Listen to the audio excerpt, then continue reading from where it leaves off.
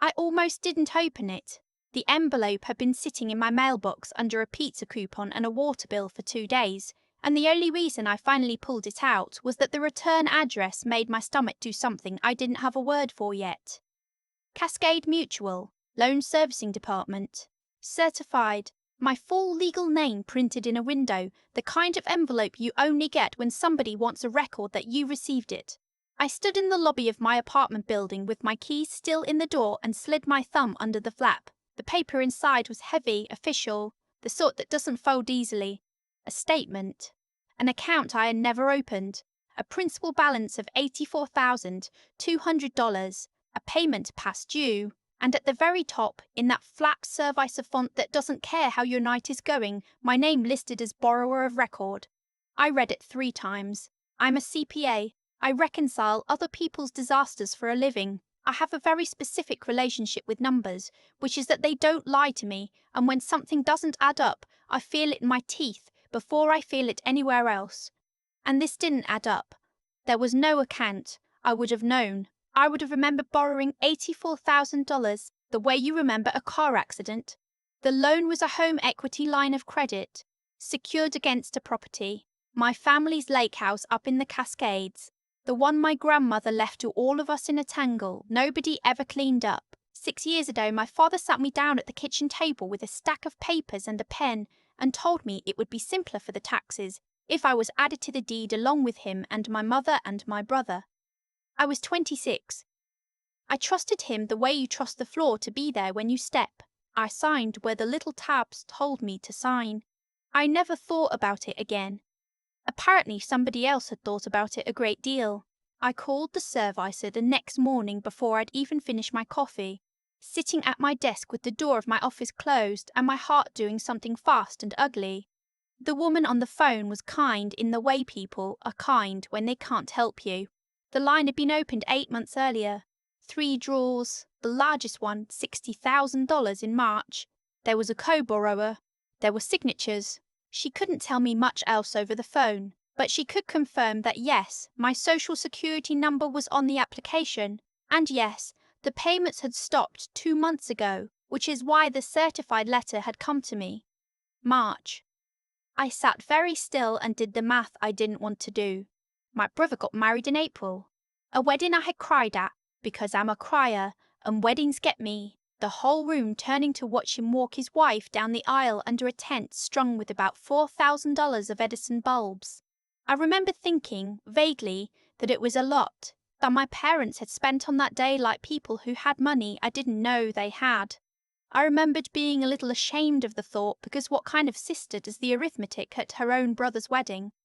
The kind, it turns out, who was paying for it. Here is the thing I keep coming back to, the thing that sits under all of it like a stone in a shoe. I was the careful one. I was the daughter who put herself through school, who never asked them for a dime after I turned 20, who showed up to every birthday and every Thanksgiving with a dish and a smile and the quiet hope that this would be the year somebody noticed.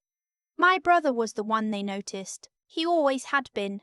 He could lose a job and somehow that was the economy's fault, and I could get a promotion and somehow nobody would mention it. I had made my peace with that, or I told myself I had. Being overlooked is survivable. You build a life slightly to the side of the people who are supposed to love you, and you get good at it, and most days it doesn't hurt. It hurt that morning. I drove to my parents' house that weekend. I didn't call ahead. I wanted to see their faces before they had time to arrange them. My mother answered the door in her gardening clothes and lit up like she always did. That warm, uncomplicated smile that had fooled me my whole life. And she said, "Come in. Come in. Your father's watching the game." And I stepped into the house I grew up in and felt like a stranger in it. There's a wall in their hallway. My mother calls it the gallery. Framed photographs going back decades, the whole story of our family as she chose to tell it. I had walked past it 10,000 times. That day I stopped and looked at it the way you look at evidence. My brother's first communion. My brother's graduation, 2 of them. My brother holding a fish. My brother in his football pads. My brother and his wife under those Edison bulbs, in a frame so new, the price sticker was still half on the back. And me. One picture of me from when I was maybe 9. gap-toothed and squinting, shoved near the bottom where you'd have to crouch to see it. 29 years of my life, and I lived at the bottom of that wall where the light didn't reach. I'm not telling you that to be dramatic. I'm telling you because standing there, I understood something I had spent a lot of energy not understanding. I wasn't overlooked by accident. I was overlooked on purpose. You don't curate a wall like that without choosing, and if they could erase me from a hallway, erasing me from a loan application was just the same instinct with a pen. I didn't say any of that. I sat down at the kitchen table, the same table where I'd signed the deed 6 years before, and I put the certified letter down on the wood and slid it across to my father when he came in from the game. I watched his face. I'm good at watching faces. It's half my job reading the thing the spreadsheet won't tell you. He read it. He didn't pretend to be surprised. That was the part that finished me, honestly, the part I think about most. He didn't gasp or frown or say, "What is this?" His jaw just set, the way it did when I was a kid and had done something inconvenient, and he said, "We were going to pay it back." We. Not "I'm so sorry." Not "how could this have happened." We were going to pay it back. Like the only problem with stealing $84,000 in my name was the cash flow. My mother came in drying her hands on a towel and saw the letter, and her face did the rearranging I'd driven over to catch. "Oh," she said. "Oh, honey. We didn't want to bother you, was it?" Bother me. With my own debt. Opened with my own social security number. Secured against my name. I asked them to explain it to me slowly, like I was a client and they were a fraud I was about to unravel, which is more or less what they were. And they did in pieces, defensive and circling. The story coming out sideways. The wedding had cost more than they'd planned. My brother's wife came from people who expected a certain kind of event, and my parents had wanted to give him that, wanted him to start his marriage without the embarrassment of a small wedding. The money in their retirement accounts was tied up. The Lakeouts had equity. My name was already on the deed. The bank needed a borrower with good credit because my father's had been wrecked years ago and my brother had nothing. And mine was, my mother said, almost proud of me for once. Mine was just excellent. So, they used it. They sat at a notary's desk with a family friend who didn't ask questions and they signed my name. My father said it like it was nothing. He said the notary was Linda. You remember Linda from church. And Linda knew it was fine. It was family. It was fine. It was family.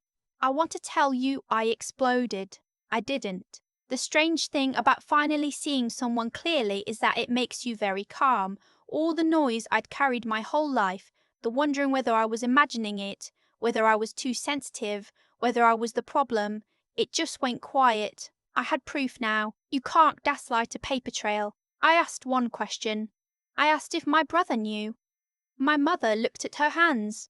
My father looked at the letter. And that was the answer. He knew. Of course he knew. He'd danced under $4,000 of lights I'd paid for. And he had known. I drove home and I didn't cry, which scared me a little. I sat in my apartment and I opened my laptop and I started doing the only thing I have ever truly known how to do, which is build a case out of numbers. I pulled my credit reports from all 3 bureaus, the full ones, not the free summaries. I found the line of credit, the hard inquiry, the inquiry I had never authorized. I found something else too, a credit card opened a year before that I'd never seen, a small balance, my brother's wedding florist on the statement. They'd been practicing on me. The card was the rehearsal, the HELOC was the show. I printed everything. I made copies. I bought a cheap fireproof box, the kind you keep your passport in, and I put the originals there, and I started a spreadsheet because of course I did. Every charge, every date, every draw, cross-referenced against my own bank statement showing I was 400 miles away when half of it was signed. And then I made an appointment with an attorney. Her name was Ms. Brandt, Rosalind Brandt, and she came recommended by a guy in my firm who'd been through something with a contractor. Her office was small and full of paper, and she had reading glasses pushed up into grey hair, and she listened to me for 40 minutes without interrupting once, which I've since learned costs extra and is worth every cent. When I finished, took off the glasses and said, "You understand this is a crime, not a disagreement." I said I was starting to. She walked me through it like a map. identity theft, forgery, possibly elder fraud the other direction, depending on how the notary fell out. But mostly this was about me, the victim, and what I wanted. And she asked me the question that turned out to be the whole story. She asked, "What does justice look like to you here? Because there's the legal version and there's the family version, and they are not the same animal, and I need to know which one you're hunting." I didn't have an answer that day. I told her the truth, which was that I didn't know yet. I knew I wasn't paying $84,000 for a wedding I wasn't even allowed in the photos at. Beyond that, I was still finding the edges of how much I'd lost that wasn't money. She gave me homework instead. The unglamorous machinery of getting your life back, a police report. File it, get the number, you'll need it for everything. An identity theft affidavit through the federal site, the official one, the one that turns a sob story into a legal document with weight. Fraud alerts on all 3 bureaus. A formal written dispute to the servicer under the Fair Credit Reporting Act, certified mail, return receipt, the same weapon they'd mailed me, turned around and pointed back, and a notarized statement of my own, swearing I had never signed, never authorized, never benefited. I did all of it inside a week. I am very good at homework. It's the family thing I always thought would never matter, and turned out to be the only thing that saved me. The hardest call wasn't to the police. It was to my brother. I told myself I wouldn't, that I'd let the lawyer handle everyone, keep it clean. But I needed to hear him say it. I needed one of them to look me in the eye, even over a phone, and not arrange their face. So I called him on a Tuesday night, and he answered laughing at something his wife had said in the background, and the laugh died when he heard it was me, because we didn't call each other. We never had, and he knew. I asked him if he knew the loan was in my name. There was a pause that told me everything. And then he did the thing the whole family did, the move I'd watched my father make at the kitchen table. He went on offence. He said it like I was the one who'd wronged him. He said, "God, here we go. I knew you'd make this about you." About me. The loan with my name on it. He said I'd always been jealous of him, that I'd never been happy for him a day in my life, that Mom and Dad did so much for me growing up and I'd never appreciated any of it. That family means sacrifice, and I'd always been too selfish to understand that. He said his wife's family had expectations. He said it was just money, and I was acting like he killed somebody. He said the word ungrateful, and when he said it, something in me that had been straining for 30 years, finally, quietly, snapped clean through, and the relief of it was enormous. Because that word was the whole con, wasn't it? That was a spell they kept me under my entire life. Be grateful. Be grateful for the scraps. Be grateful for the bottom of the wall. Be grateful they let you exist near a family that had decided you were a resource and not a daughter. And the second they'd actually taken something, the instant I had a number I could prove, the word lost all its power. You can't shame someone with gratitude when you owe them $84,000. I didn't yell. I said, "Okay," and I hung up, and I called Ms. Brandt the next morning and told her I'd found the edge I'd been looking for. I told her I wanted the loan off my name, and my name off that deed, and the truth on the record, and I wanted it done in a way they couldn't talk their way out of at a kitchen table. Because talking their way out of things at kitchen tables was the family's only real talent, and I was dumb sitting at those tables. She smiled, I could hear it, and she said, "Now we have a plan." What followed was 3 months that taught me more about my family than the 30 years before them. My parents' first move, once the lawyer's letter arrived, was to call me crying. My mother, mostly.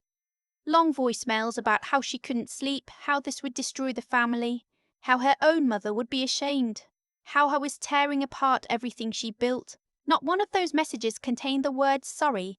They contained the word family approximately 40 times. Family doesn't sue family. Family doesn't go to lawyers. Family handles things privately. And I finally understood that privately was where all of this had been allowed to happen. Privately was the whole problem. Privately was Linda from church notarizing a forgery because it was family. The light was the only thing they were actually afraid of. So I gave them light, not in some dramatic public meltdown. I'm not built that way, and it wouldn't have worked anyway. I did it the boring, devastating way, the CPA way, the fraud investigation at Cascade Mutual, once I'd filed every form correctly and provided every document, did what fraud investigations do when the evidence is clean. They pulled the loan file, they compared signatures, they interviewed the notary who, when faced with an actual federal affidavit instead of a Sunday handshake, remembered things very differently than she had at her desk. My signature on the loan documents didn't match the signature on file with the bank from my own actual accounts. It wasn't close. My father had a heavy hand and I write small. The whole thing came apart the way poorly built things do all at once and from the bottom. The bank removed me as a borrower. The debt did not vanish into thin air. Somebody still owed $84,000, and that somebody, the investigation determined, was the people who had actually signed and spent it. The lien against my interest in the property was released, and because the loan had been obtained through forgery, the matter didn't stay civil. The bank, not me, referred it to the prosecutor, because banks do not have feelings about family and a forged loan is a forged loan. I want to be honest that I had complicated feelings the day Ms. Massing Brunt told me my father might face charges. He was still my father. I had loved him with my whole stupid, uncomplicated child heart for a long time, but I'd loved him for free, and he put a price on me, and I couldn't carry the guilt for a consequence I didn't create. I'd only refused to pay for it. The family version arrived too, the reckoning that happened in the place my mother had always insisted things should be handled. Not so private after all. It was a cousin's graduation party, the first event after the lawyers got involved, and I almost didn't go. But not going felt like letting the wall win, letting them tuck me back down at the bottom where the light doesn't reach. So I went, and the whole extended family was there, aunts and uncles, and the cousins I actually liked. And the air the second I walked in was thick with the version my parents had been spreading, which was that I had betrayed them, dragged the family name through the mud, sicked the law on my own blood over money, that I was bitter and jealous and ungrateful.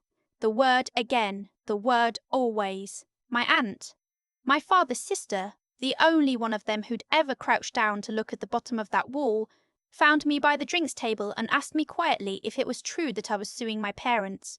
And I realised I had a choice. I could defend myself, get heated, become exactly the unstable, bitter daughter they'd advertised. Or I could do what I'd been doing for 3 months. I'd brought the folder. I'd brought it to a graduation party, which tells you something about where my head had been. I took it out of my bag, and I didn't make a speech, and I didn't cry. I just opened it on the table next to the lemonade and the veggie tray, and I let her look. The loan documents with the signature, that wasn't mine. The bank's own findings. The credit card with the florist on it, opened a year before I knew anything. My bank statements proving I'd been in another city when the largest draw was signed. The dates. The numbers. The boring, undeniable numbers that had never once lied to me. She read it the way I'd read that first letter, 3 times, getting paler each pass. And then other people drifted over, the way people do. And the folder did the thing I never could have done with my mouth.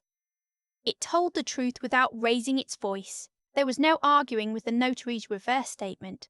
There was no spinning a signature that wasn't mine. My mother appeared across the room and saw what was happening and went white, and she came over and she actually tried, to start the speech about family handling things privately. And my aunt, my quiet aunt who'd crouched down to my level when I was 9, turned to her and said, in a voice that carried, "She didn't do this, Sharon, you did, and you used her name to do it." That was the moment, if there was one. Not a scream, not a slammed door, a room full of people who had spent years half believing my parents' version of me, looking down at a folder of facts, and quietly, all at once, recalibrating. I watched it happen on their faces. I watched myself become a person again in real time, dragged up off the bottom of the wall by nothing more than evidence and the refusal to be quiet about it any more. My parents left the party early. My brother wasn't there. He and his wife had stopped coming to anything where the folder might show up, and I stayed. I ate cake at a graduation party with cousins who hugged me and said they'd always wondered. They'd always felt like something was off in how I got treated. They were sorry they hadn't said anything sooner. I'm not going to pretend that fixed 30 years. It didn't. But it was the first time in my life I sat at a family gathering and didn't feel like I was apologizing for taking up a chair. Here's where it landed, all of it, because I know you want to know how it ends, and I want to tell you in a way that's actually true and not the tidy way these stories usually get told. The loan came off my name completely. My credit, which had taken a beating during the months the account was delinquent in my name, was restored once the fraud was confirmed. I disputed every line and won every dispute because I documented every single thing. I had my name removed from the deed to the lake house entirely, which my lawyer told me was the smartest thing I did because it severed the last thread they could ever use to reach into my life. I will never own a piece of that house. I find I don't want one. A house where they forge my name is not a place I need to inherit. My father did not go to prison. I'll be honest about that too. It went to charges, and there were lawyers, and in the end he took a plea that involved restitution and a felony on a record he'd spent his whole life keeping clean, and the wedding money became a debt he and my mother are still paying down. A debt with their names on it this time. Real this time. Theirs. My brother's marriage, I heard second-hand, is strained under the weight of a wedding that turned out to be financed by a crime. I don't take pleasure in that. I would have once. I thought I wanted them to suffer. What I actually wanted, it turned out, was to be believed. And once I was, the hunger for their suffering just sort of evaporated. My mother sent me a letter about a year after. A real one, handwritten. It said sorry in it finally, the actual word. Though it also said she hoped I could understand the position they'd been in, which is not the same as sorry, and I stopped pretending it is. I haven't written back yet. I might not. I've learned I'm allowed to take my time with people who never gave me any of theirs. What I have now is small and it is entirely mine. An apartment where my own name is the only one on the lease, a credit score I rebuilt with my own clean hands, a wall in my hallway because I put one up, half out of spite and half out of something gentler. It has pictures on it. Friends. My aunt. The cousins from the graduation party. A photo of me from that day, holding a paper plate of cake, laughing at something lit up by ordinary afternoon light. Not crouched at the bottom, not squinting, just there, taking up the space, finally believing I was allowed to. People ask me sometimes if I regret it, if I wish I'd just paid the money and kept the family, as though those were the only two prices on the menu, and I tell them the truth, which is that I didn't lose my family the day I called a lawyer. I lost them a long time before, somewhere around the time they decided I was a line of credit and not a daughter. All I did was stop paying for a membership I'd already been kicked out of. The certified letter is still in my fireproof box. I keep it. Not as a wound, but as a receipt. Proof of the exact amount they thought I was worth. And proof of the day I decided I was worth more than the silence they'd always charged me for. I traced my own real signature across the bottom of the last document that finally set it all right. Slow, pressing hard. My own small handwriting, and for the first time in my life it felt like the only name on the page that had ever truly been mine.